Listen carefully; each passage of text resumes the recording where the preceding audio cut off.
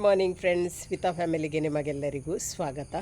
ಹಾಗೆ ಇವತ್ತು ಒಂದು ಹಳೆಯ ಕಾಲದ ಒಂದು ರೆಸಿಪಿಯನ್ನು ನಿಮ್ಮ ಜೊತೆಗೆ ಶೇರ್ ಮಾಡ್ತಾ ಇದ್ದೇನೆ.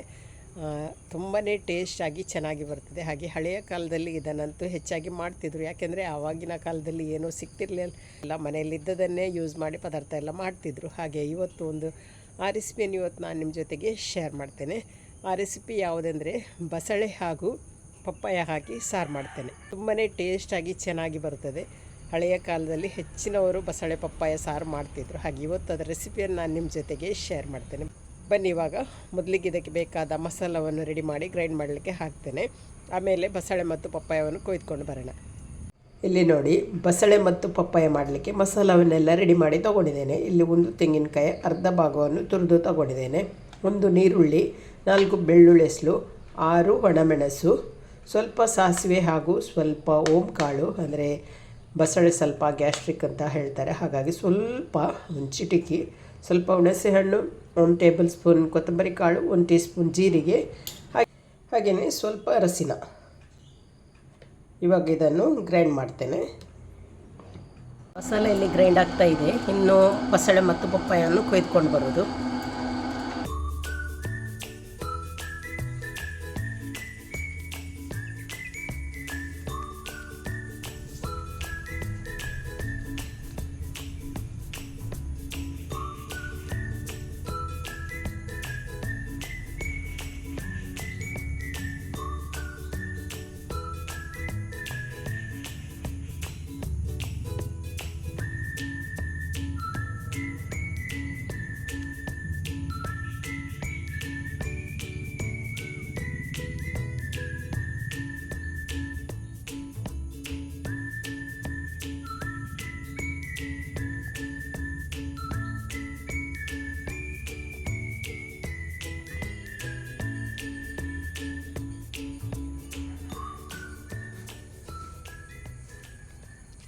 ನೋಡಿ, ಇಷ್ಟು ಬಸಳೆ ಸಿಕ್ಕಿತ್ತು, ಎಲ್ಲ ಹಾಳಾಗಿದೆ, ಹಾಗೆಯೇ ಮಳೆಗೆ ಹಣ್ಣಾಗಿದೆ ಕೆಲವೆಲ್ಲ.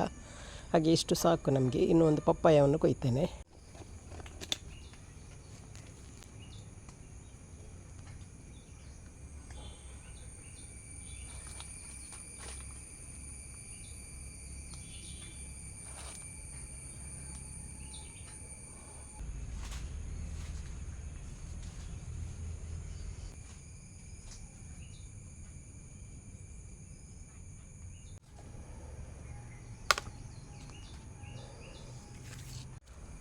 ನೋಡಿ, ಇವಾಗ ಬಸಳೆ ಮತ್ತು ಪಪ್ಪಾಯ ರೆಡಿ ಆಯಿತು. ಇನ್ನು ಇದನ್ನು ಕಟ್ ಮಾಡಿ ಬೇಯಿಸ್ಲಿಕ್ಕೆ ಇಡೋದು.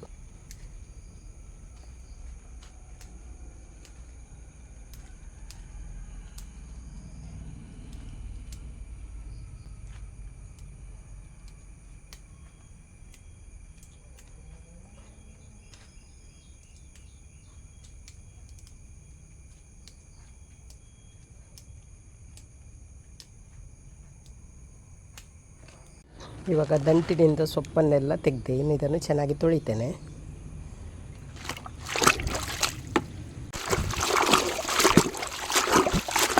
ಕಟ್ ಮಾಡೋದಕ್ಕಿಂತ ಮೊದಲೇ ತೊಳೆದರೆ ಒಳ್ಳೆಯದು, ಹಾಗಾಗಿ ಕ್ಲೀನ್ ಮಾಡಿ ತೊಳಿತೇನೆ.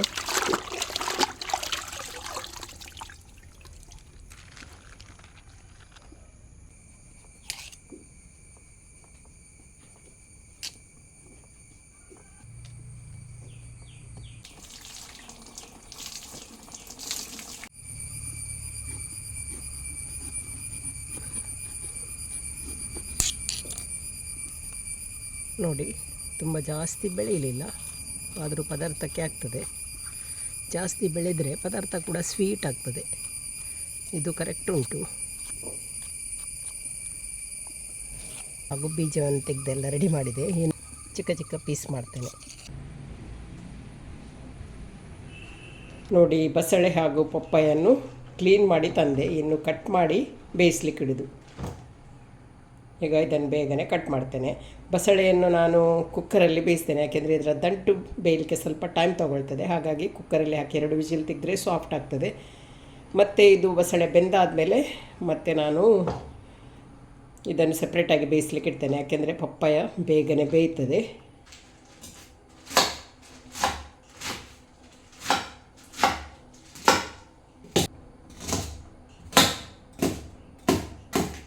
ಬಸಳೆ ಹಾಗೂ ದಂಟನ್ನು ಕಟ್ ಮಾಡಿ ಕುಕ್ಕರಲ್ಲಿ ಹಾಕಿದ್ದೇನೆ. ಈಗ ಇದಕ್ಕೆ ಬೇಕಾದಷ್ಟು ಉಪ್ಪು ಹಾಕ್ತೇನೆ.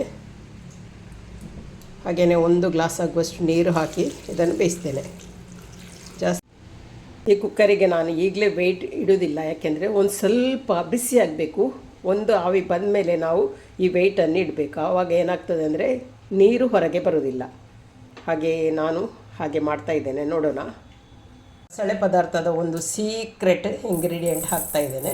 ಇಲ್ಲಿ 1 ಟೀ ಸ್ಪೂನ್ ಆಗುವಷ್ಟು ಬೆಳ್ತಿಗೆ ಅಕ್ಕಿಯನ್ನು ತೊಗೊಂಡಿದ್ದೇನೆ. ಅದನ್ನು ಫ್ರೈ ಮಾಡ್ತೇನೆ. ಇದನ್ನು ಫ್ರೈ ಮಾಡಿ ಗ್ರೈಂಡ್ ಮಾಡುವಾಗ ಹಾಕಬೇಕು. ತುಂಬಾ ಪರಿಮಳ ಹಾಗೂ ಟೇಸ್ಟಾಗಿ ಬರ್ತದೆ. ಹಾಗೆಯೇ ಸಾರು ಕೂಡ ಸ್ವಲ್ಪ ತಿಕ್ಕಾಗಿ ಬರ್ತದೆ. ಇವಾಗ ಇದನ್ನು ಚೆನ್ನಾಗಿ ಫ್ರೈ ಮಾಡ್ತೇನೆ.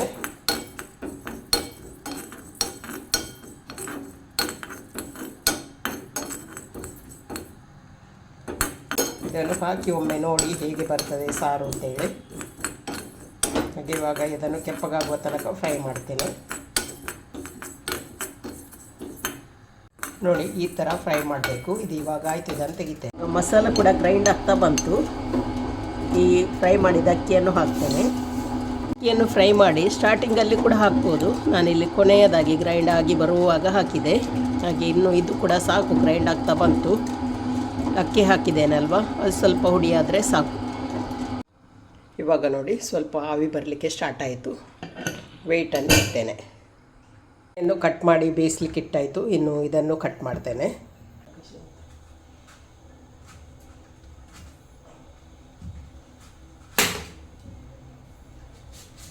ಬಸಳೆ ತಂಪು, ಅದಕ್ಕೋಸ್ಕರ ನಾವು ಬಸಳೆ ಪದಾರ್ಥ ಮಾಡುವಾಗ ಪಪ್ಪಾಯ, ಹುರುಳಿಕಾಳು ಅದನ್ನೆಲ್ಲ ಹಾಕಿ ಮಾಡಿದರೆ ನಮಗೆ ತಂಪು ಅಂತ ಆಗೋದಿಲ್ಲ. ಪಪ್ಪಾಯ ಸ್ವಲ್ಪ ಹೀಟ್ ಅಲ್ವಾ, ಹಾಗಾಗಿ ಪಪ್ಪಾಯವನ್ನು ಹಾಕಿ ಮಾಡಿದರೆ ಚೆನ್ನಾಗಾಗ್ತದೆ. ಹಾಗೆ ಕೆಲವರು ಹೇಳ್ತಾರೆ ಬಸಳೆ ಎಲ್ಲ ಶೀತ ಆಗ್ತದೆ ಅಂತ ಹೇಳಿ. ಹಳೆ ಜೊತೆಗೆ ಪಪ್ಪಾಯ, ಹುರುಳಿಕಾಳು ಅದೆಲ್ಲ ಹಾಕಿದರೆ ನಮಗೆ ತಂಪಾಗೋದಿಲ್ಲ.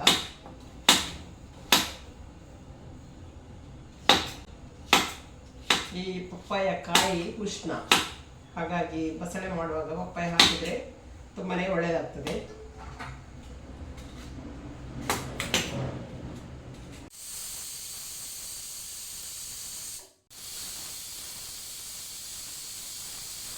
ಪಪ್ಪಾಯವನ್ನು ಈ ಥರ ತುಂಡು ಮಾಡಿ ತೊಗೊಂಡಿದ್ದೇನೆ. ಇನ್ನು ಇದನ್ನು ಬೇಯಿಸ್ಲಿಕ್ಕೆ ಇಡ್ತೇನೆ.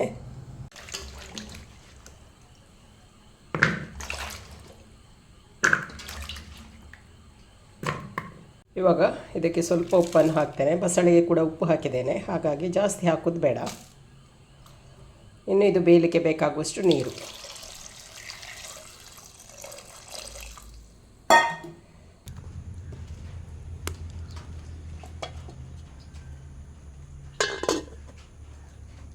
ಇದು ಇನ್ನು ಬೇಯಲಿ, ಜಾಸ್ತಿ ಬೇಯಿಸಲಿಕ್ಕೆ ಬಿಡಬಾರ್ದು. ಸ್ವಲ್ಪ ಸಾಫ್ಟ್ ಆಗುವಾಗಲೇ ಇದಕ್ಕೆ ನಾವು ಬಸಳೆಯನ್ನು ಹಾಕಿ ಮಸಾಲವನ್ನು ಹಾಕಿ ಕುದಿಸಬೇಕು. ನೋಡಿ, ಇಲ್ಲಿ ಇವಾಗ ಬಸಳೆ ಕೂಡ ಚೆನ್ನಾಗಿ ಬೆಂದಿದೆ. ಇವಾಗ ಮಸಾಲ ಗ್ರೈಂಡ್ ಆಗಿ ರೆಡಿಯಾಗಿದೆ. ಇನ್ನು ಇದನ್ನು ತೆಗಿತೇನೆ.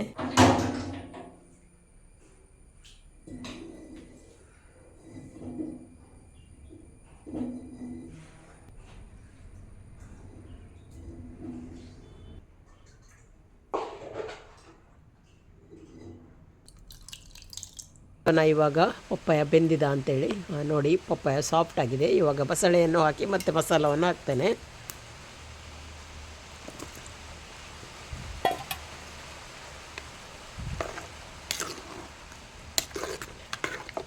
ಜಾಸ್ತಿ ಪಪ್ಪಾಯ ಬೆಂದರೆ ಮತ್ತೆ ಮುದ್ದೆ ಆಗ್ತದೆ. ನಮಗೆ ತುಂಡು ತುಂಡು ಸಿಕ್ಕಿದರೆ ಒಳ್ಳೆಯದಾಗ್ತದೆ. ಹಾಗೆ ಇವಾಗ ಇನ್ನು ಇದಕ್ಕೆ ಮಸಾಲವನ್ನು ಹಾಕ್ತೇನೆ.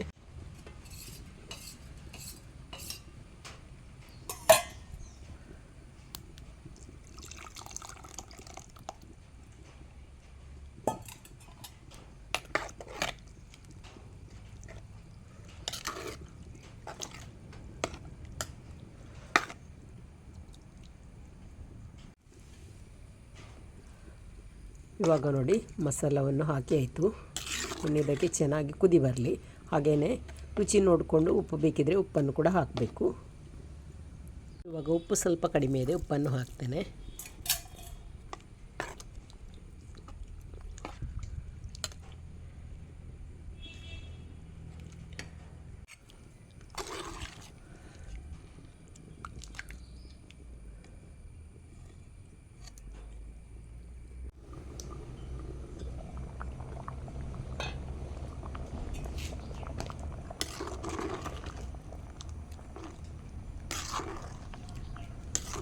ನೋಡಿ, ಇವಾಗ ಪದಾರ್ಥಕ್ಕೆ ಚೆನ್ನಾಗಿ ಕುದಿ ಬರ್ತಾ ಇದೆ. ಇನ್ನು ಸ್ವಲ್ಪ ಕುದಿ ಬಂದ ಮೇಲೆ ಇದನ್ನು ಕೆಳಗಿಟ್ಟು ಒಗ್ಗರಣೆಯನ್ನು ಹಾಕಿದರೆ ಹಳೆಯ ಕಾಲದ ಒಂದು ಬಸಳೆ ಪಪ್ಪಾಯ ಸಾರು ರೆಡಿ ಆಗ್ತದೆ. ಕಲರ್ ಕೂಡ ಎಷ್ಟು ಚೆನ್ನಾಗಿ ಬಂದಿದೆ ನೋಡಿ. ಇನ್ನು ಸ್ವಲ್ಪ ಹೊತ್ತಾಗುವಾಗ ಇದು ದಪ್ಪ ಆಗ್ತದೆ. ಅಕ್ಕಿಯನ್ನು ಕೂಡ ಫ್ರೈ ಮಾಡಿ ಹಾಕಿದ್ದೆ ಅಲ್ವಾ, ಹಾಗಾಗಿ.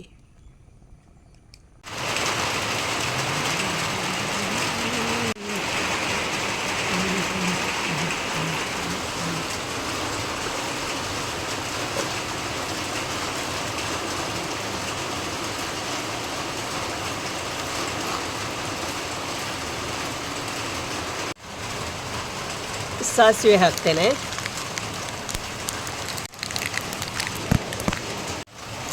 ಕರಿಬೇವು, ಸ್ವಲ್ಪ ಹಿಂಗು. ಇವಾಗ ಒಗ್ಗರಣೆ ರೆಡಿ ಆಯಿತು.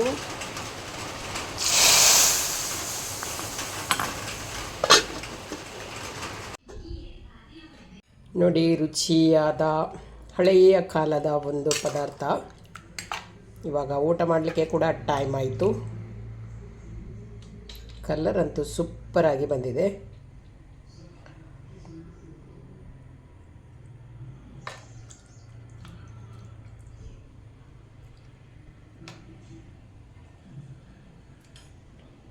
ಇವಾಗ ನೋಡಿ, ಮಧ್ಯಾಹ್ನದ ಊಟ ರೆಡಿ ಆಯಿತು. ಇನ್ನು ನಾವು ಊಟ ಮಾಡ್ತೇವೆ. ಹಾಗೆಯೇ ಇವತ್ತಿನ ಈ ಒಂದು ಸಿಂಪಲ್ ಆದ ರೆಸಿಪಿ ವಿಡಿಯೋ ನಿಮಗೆ ಇಷ್ಟ ಆಗಿದೆ ಅಂತ ಅಂದ್ಕೊಳ್ತೇನೆ. ಇಷ್ಟ ಆದರೆ ಲೈಕ್ ಮಾಡಿ, ಶೇರ್ ಮಾಡಿ, ಅದೇ ರೀತಿ ಸಬ್ಸ್ಕ್ರೈಬ್ ಮಾಡೋದರ ಮೂಲಕ ಚಾನಲ್ಗೆ ಸಪೋರ್ಟ್ ಮಾಡಿ. ಇನ್ನೊಂದು ವಿಡಿಯೋದೊಂದಿಗೆ ಸಿಗ್ತೇನೆ. ಅಲ್ಲಿ ತನಕ ಬಾಯ್.